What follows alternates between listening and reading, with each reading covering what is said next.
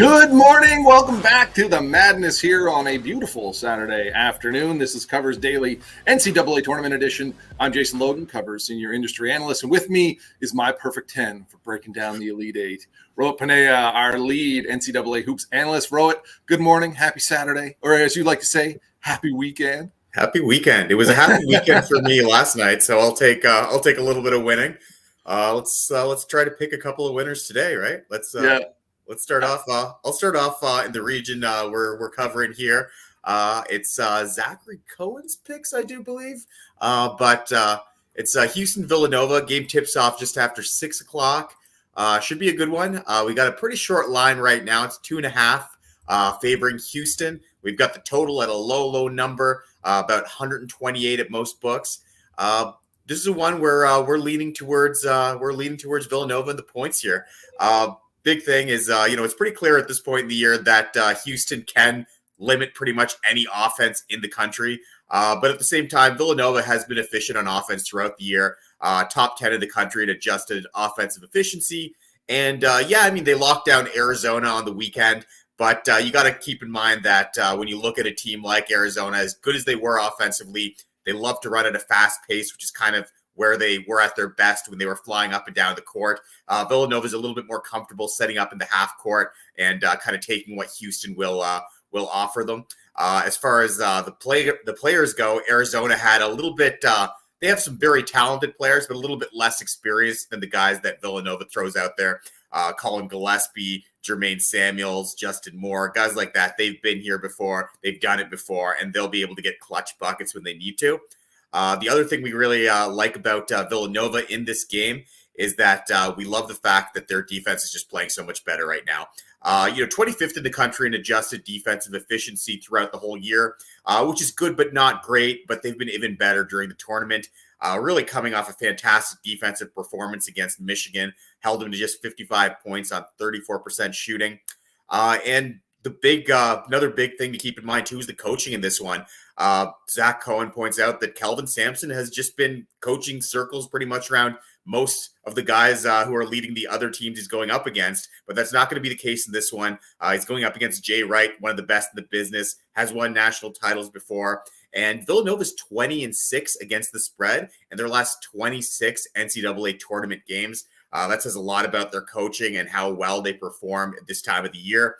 That's even taking into account that last year they kind of struggled in March because of that injury to Gillespie. 20-6 against the spread in their last 26 NCAA tournament games. So Zach's taking them right now. He got the number at plus 2.5.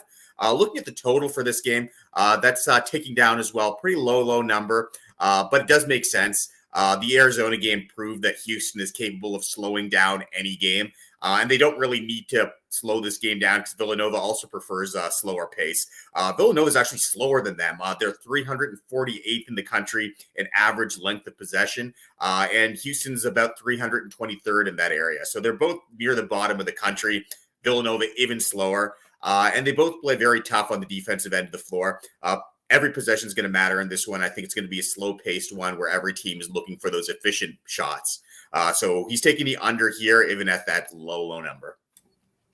Yeah, and you and I talked about this one here. We said, what's going to be this game if Villanova and Houston match up? What's going to be the line movement like this one? Yeah. We said probably like 1 to 1.5 on either side wouldn't surprise us, and that's what we had for that opener, right?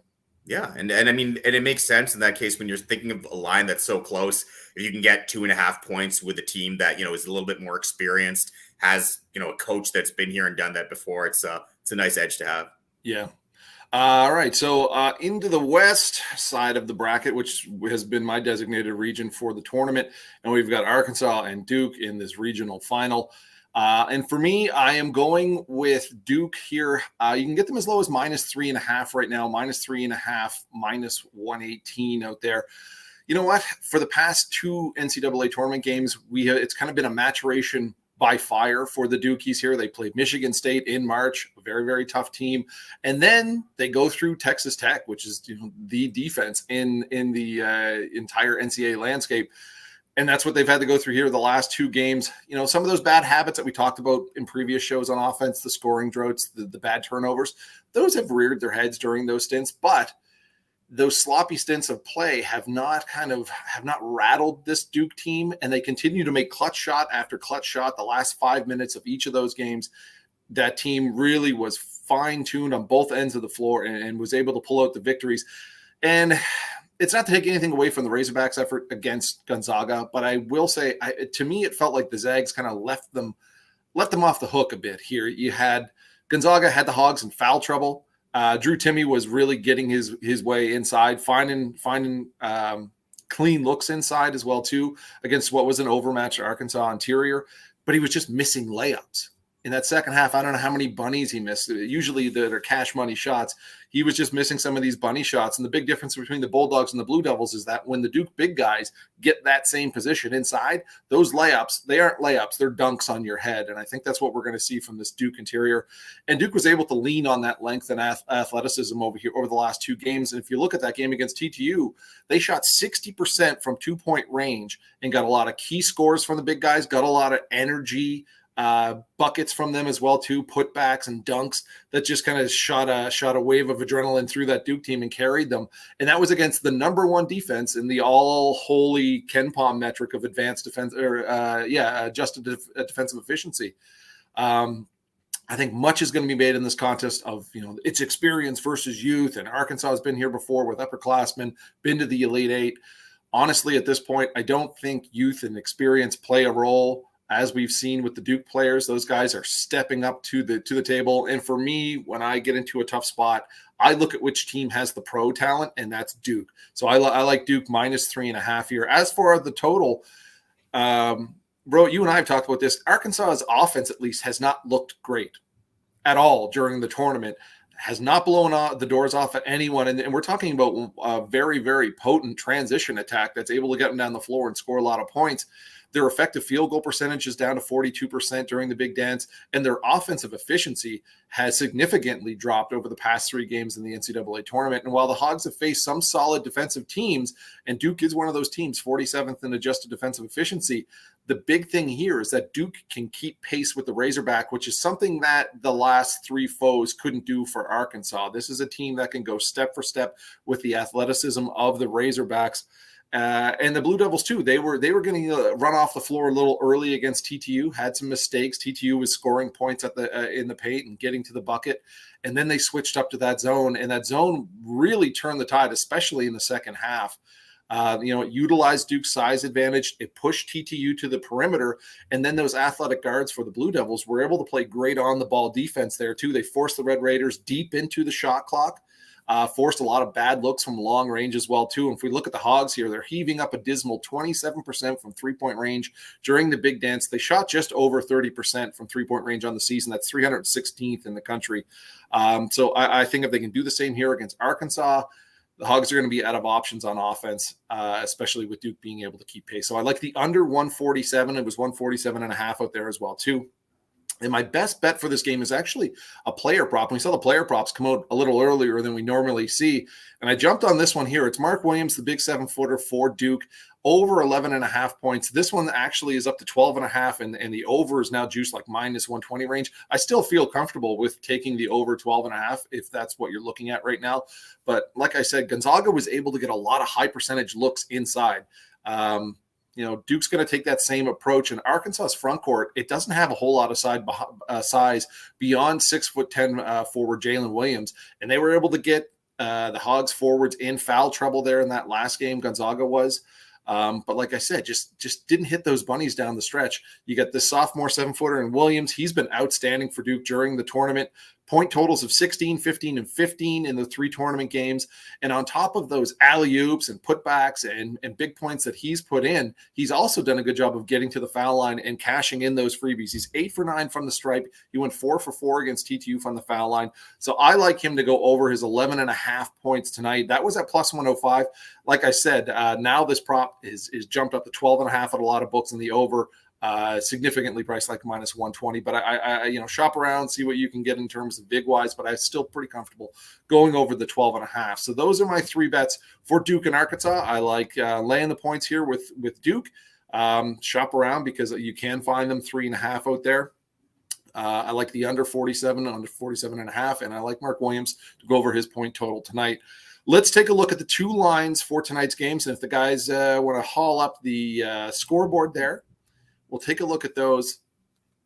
And we'll jump into that Houston-Villanova one. And some interesting line movement here. Like we said, we expected it to open around 1.5 either side, and it did. And now we're seeing it, 2.5, some places at 3. Yeah, William Hill. You were giving Zach's insights. What are you looking at in this game? Yeah, I mean, like you said, some of them are starting to hit 3 now. You're seeing William Hill hit 3, and that's a lot of times a precursor. I find that's a book that kind of gets ahead of the lines as opposed to just coming out with the ones that are a little bit of outliers. So I wouldn't be surprised to see all these other books kind of follow suit in the next little while. And if you like Villanova, I mean, obviously the +3 is a little bit better than the +2.5. So it might make sense to just hold off a little bit there and see what line you can get. Yeah, we still got points bet up to 3, +3 -115 with Villanova. DraftKings still at 2.5. BetMGM 2.5. The Caesar Sportsbook app is dealing 3 points flat on this game right now. Mm-hmm.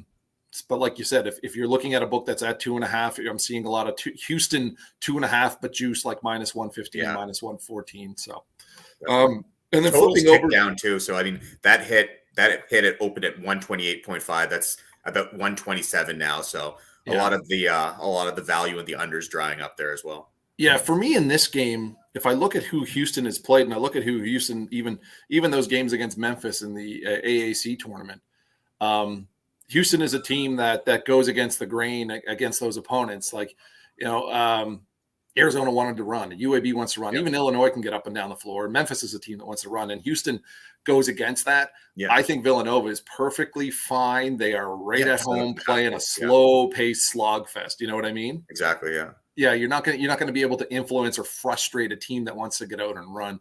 So, and I do have Villanova advancing to the Final Four in my bracket.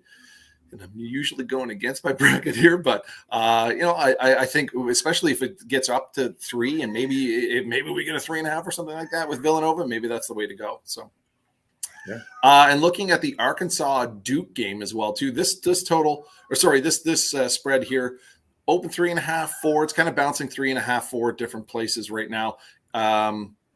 Like I said, I like Duke, so I'm going to get it under that 3.5, which I think is vital. Basically it's a 2-possession game there with 4 points on the board, but you can get it under the 4. That's big. And we've seen Duke, be in these locked, tight games late and then pull it off later on in those closing seconds with some big buckets and some big foul shots there. So like BetMGM down to 3.5 right now. Caesar Sportsbook still at 4. There's a couple places too. Unibet +4 -112 on Arkansas. So this one could come back down to 3.5 across the board. I'm seeing a lot of hefty +4s out there. So you got to pay that price to get the extra points with the Hogs. Wrote any insights into this game as well too? No, really. I think the big one for me there, like you said, is just hang tight if you're looking to get Duke. But it's interesting to see that line movement's moving in that direction when you've got a blue blood like Duke, which normally gets so much of that cash coming in. But Arkansas is, this is a team that's advanced far before. And I think a lot of public is very much on board with the Razorbacks, especially after beating Gonzaga. Yeah, and the total interesting movement here, open around 47.5. We saw it dip as low as 146 and then bounce back up. It's definitely, you're looking at two teams that are athletic and like to get up and down the floor. But as I said, the Hogs offense just looks terrible, especially in the half court. Like they're able to score in transition and get to the rim and get their foul shots. But overall in a half court set, like they're not hitting threes. They're not hitting any other perimeter jumpers. If they're not scoring at the rim and not scoring foul shots, then they're not scoring. You know what I mean? All right. Well, that is it for today's just a pair of Elite Eight games, but we will be back tomorrow to close out the Elite Eight and set yourself up for the Final Four. Thanks for joining us for Covers Daily NCAA Tournament Edition. Good luck with your bets today. Yeah, best of luck.